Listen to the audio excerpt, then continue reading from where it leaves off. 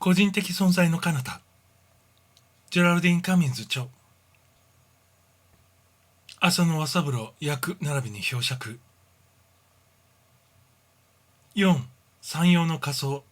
永遠に通ずる我らの考慮の間に、我らは山陽の仮想を取る。すなわち肉体に宿った時代、肉体を離れた時代、および後縁の時代で、それらのいずれの形態も、意識の同一水準線、またはより以上に達せるものには、立派に認識しうる。ただしこの三つはいわば基礎的形態であって、線引きすればまだいくつかに分かれる。なお別に光明体もある。が、この光明体は一つの仮想とも言い得ないところがある。なんとなれば、それは一つの全体創造の個性的表現。神前美の一結晶体とも言うべきもので、要するに人間の思索以上のあるものだからである。自分にはまだこの最後の神秘につきて物語ろうとする勇気がない。自分はそれ以下の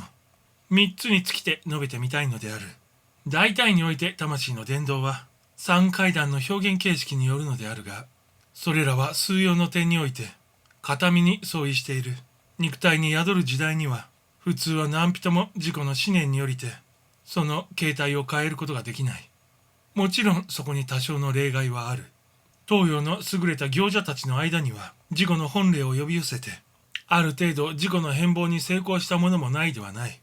またいずれの時代、いずれの地方にも時に異常の心身のおかげで偉大なる神明の加護に服し、びっこにして立ち、亡者にして明かりを得たような場合もある。ただしこれは1100万人中にただ一人か二人しか見出されない程度の例外に属し、普通人は到底地上生活中に自己の意念によりて自己の肉体を変形せしむる力はないのである。しかるに死後の世界にありては事情がすっかり異なってくる。無限界は東洋人のいわゆるハスのウテナの極楽浄土で、死後の世界の最下層に属するものであるにもかかわらず、そこの居住者たちは意念の力で任意に自己のエーテル体を変えることができるのである。地上の人間が公正であるなら、気幽霊はいわば優勢に該当する。さらに進んで第4回色彩界に入れば、外貌の変化は自由自在、単なる想像の力で自分の姿を自分の望み通りに作りうる。無論それは各自の器量だけのもので、ご本人がいかに得意でも、より高き精神的飛躍を遂げた人たちから見れば、それは一向に醜悪な姿であるかもしれないのである。とにかく各自は無限界の構想において、初めて心の威力を未読する。そしてある特殊の心境、ある特殊の性格を開拓することによりて、色彩、綿棒、また形態の上に根本的な変化を起こしうることを十分に体験する。ただし、ハスの腕な式の無限界の仮想においては、まだまだ過去の記憶の殻から脱出することはできない。かはただ外面的な変化に満足するだけで、精神的、人格的の大変化を遂げるまでには至らない。かの最も得意とするのは、一種の若返り法で、普通25、6歳くらいの元気な、若々しい生前の姿をとるのである。ただ困ったことに、その想像力がなお貧弱であり、またその性格がなお未完成であるために、彼は単なる地上生活中の若者の姿しか作り得ない。還元すれば、かは平凡な地上の人格の型を破り得ず、何らはつらつたる想像も、また何ら豊満なる変化も、なし得ないのである。大体人生の考慮に疲れた人たちの共通の渇望は、何らの努力、何らの苦労もなしに、親しき人たちと膝を交えて、水星無視式の安逸を貪りうることである。かるがゆえに、気勇者の多くは、少なくともある期間、古代の神学者流の想像せるような、一つの極楽教にとどまることを喜ぶのであるが、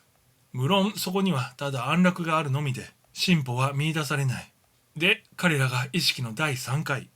無限界に達したときは、往々にして、それが前人の達すべき終局の目的地であるかのごとく推定する。東洋のある宗派では、これにハスのウテナの名称を与えるが、誠に似つかわしい名称である。エジプトのいわゆる睡蓮の世界。これもまた同行異曲である。うつらうつらとせる夢心地。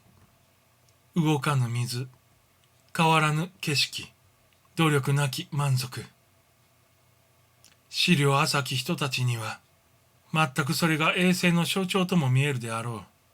う。が、この推定はもちろん間違っている。魂は一度物質的肉体に宿りて、努力と興奮の苦い経験をなめてきた。彼にとりて一時の休養は悪くもないであろうが、彼はさらに別種の物体、エーテル体に宿りて、さらに深刻な無数の経験を積まねばならぬ。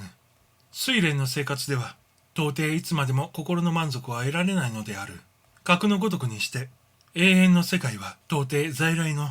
宗教家などの愛用したような簡単な概念的軸を持って手っ取り早く片付けてしまうことはできない。我らが地上生活に別れを告げた当座は、その意志感情がいかにも強愛で、そのままでは到底誠の飛躍は望まれない。我らはここで覚醒一番、進歩に対する精神的欲求のまにまに、よかれあしかれ猛然として向上の一路をたどることになる。が、我らがなお人間的正常の規範に縛られている間は、とても神聖の進歩は望まれない。その必然の結果として、ここに努力が起こり、反問が起こり、苦悩が起こり、また憤慨が起こるのである。最初の二つの仮想、肉体とエーテル体との相違は、まだまだ深刻とは言われない。それは思想が外物に対して及ぼす威力の相違でしかない。第三の仮想、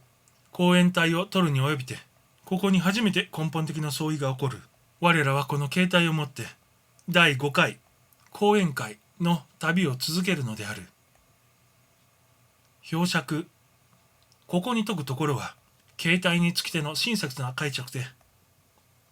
有名交通を試みる人、特に霊視能力の持ち主にとりて、最も有力な参考資料である。一致反対の仏教徒などは、極めて安価に仮想だの実相だのという文字を乱用するが、厳密な意味において、ほとんど用をなさない。彼らのいわゆる実相は、実は実相でも何でもなく、単に超物質的、エーテル的仮想を指しているに過ぎない場合が多いのである。